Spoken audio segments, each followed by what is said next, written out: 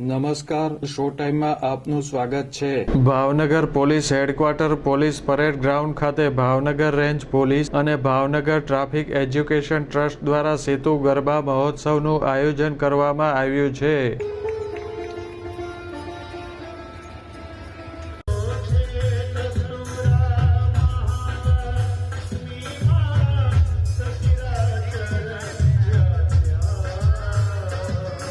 નવરાત્રી પર્વની ઉજવણીના ભાગરૂપે આયોજિત આ ગરબા મહોત્સવમાં કેન્દ્રીય રાજ્યમંત્રી Nimuben Bambhaniya, mayor Bharatbhai Barad, standing committee chairman Rajubhai Rabadiya, શહેર ભાજપ પ્રમુખ Kumarbhai Shah, range IG Gautam Parmar, SP Nitesh Pandey સહિતના પોલીસ અધિકારીઓ ઉપસ્થિત રહ્યા હતા અને માતાજીની આરતીનો લાભ લીધો હતો।